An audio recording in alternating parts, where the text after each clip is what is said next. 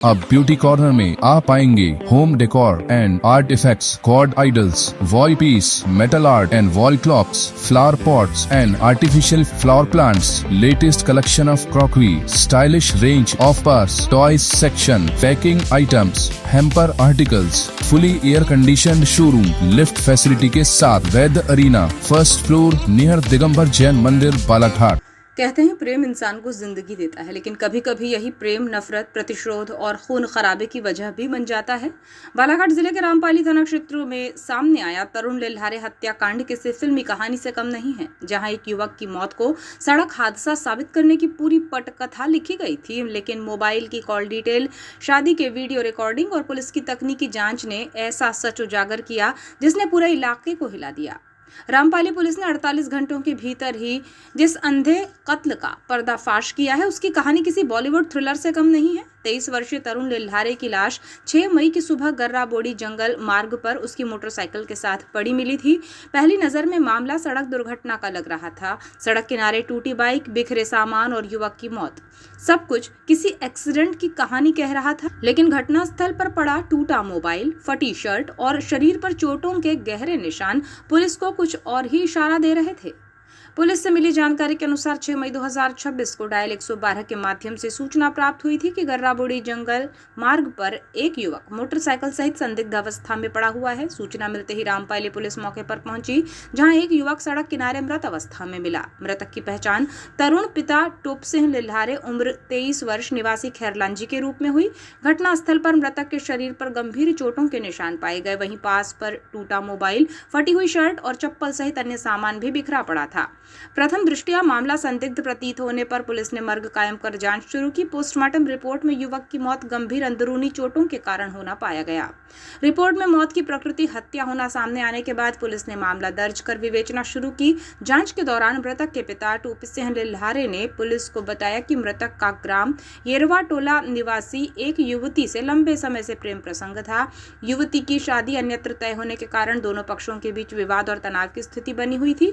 मामले की गंभीरता को देखते हुए पुलिस अधीक्षक आदित्य मिश्रा के निर्देशन में विशेष टीम गठित की गई। जांच के दौरान पुलिस ने शादी समारोह की वीडियोग्राफी, मोबाइल कॉल डिटेल और अन्य तकनीकी साक्ष्यों का विश्लेषण किया। जांच में पता चला कि घटना वाले दिन मृतक युवती के शादी समारोह में पहुंचा था, जहां युवती के परिजनों से उसका विवाद हुआ। पुलिस के अनुसार विवाद के बाद आरोपियों ने मृतक को शादी स्थल के पीछे ले जाकर हाथ मुक्कों और लाठी डंडों से बेरहमी पूर्वक मारपीट की, जिससे उसकी मौत हो गई। हत्या के बाद आरोपियों ने शव को मोटरसाइकिल सहित गर्राबोड़ी जंगल मार्ग में फेंककर घटना को सड़क दुर्घटना दर्शाने का प्रयास किया।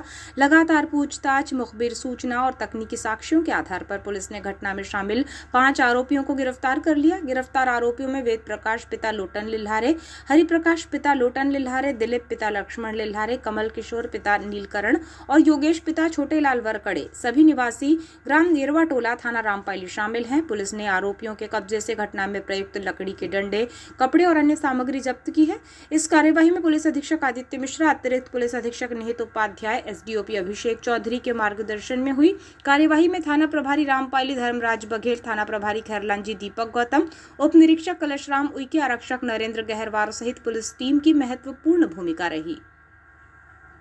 हमारे सहयोगी बंटी गोपाल से लारे की रिपोर्ट। जिस इवेंट में प्रथम दृष्टि ये बताया गया था कि एक युवक है जो अपनी बाइक के साथ स्किड करके एक्सीडेंट जैसा होता है, उस प्रकार से क्या बोलते गर्राबोड़ी का जो जंगल है वहां पर वो उसकी बॉडी पड़ी हुई है और अनफॉर्चुनेटली उसकी डेथ हो गई है। जब हम लोग स्पॉट पर पहुंचे थे तो प्रथम दृष्टि कई बार एक्सीडेंट होता है और अनफॉर्चुनेटली लोगों की जान जाती है, पर उसमें 2-3 चीजें थी जो इन्वेस्टिगेटिंग ऑफिसर ने वहां नोटिस की थी या देखी थी।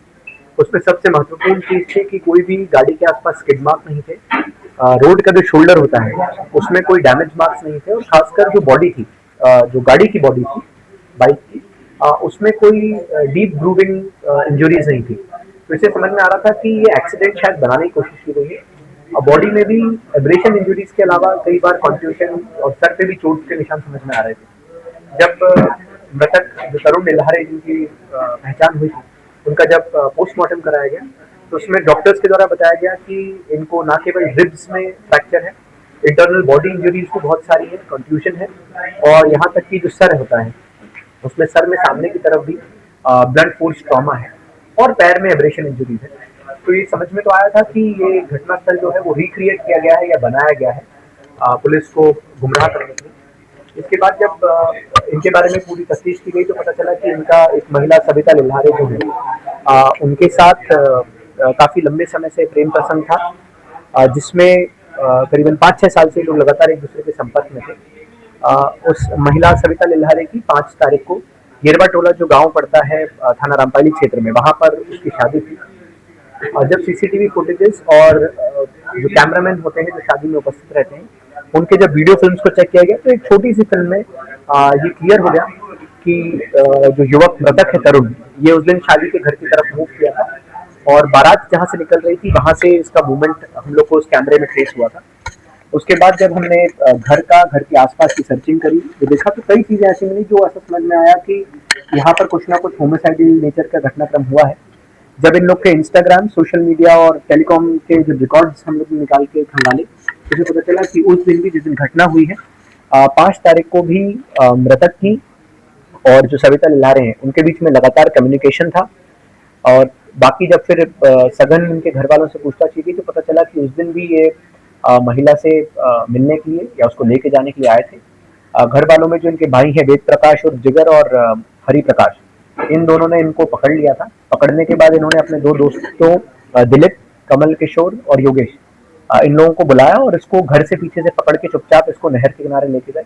पहले घर में थोड़ी मारपीट करी, उसके बाद नहर किनारे लेके इसको बेरहमी से मारा और जिसके कारण इसकी मृत्यु हो गई थी।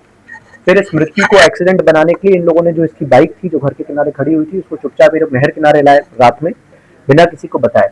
वहां से इसकी बॉडी को बाइक में रखा और फिर ये गर्रा बोड़ी का जो जंगल है वहां तक लेके गए और वहां पर लेके जाने के बाद इन्होंने उसको एक्सीडेंट बताने के लिए एब्रेशन इंजरीज लाने के साथ साथ उसकी बॉडी को उस प्रकार से एक्सीडेंटल दिखाने के लिए वहां पर डिस्पोज किया।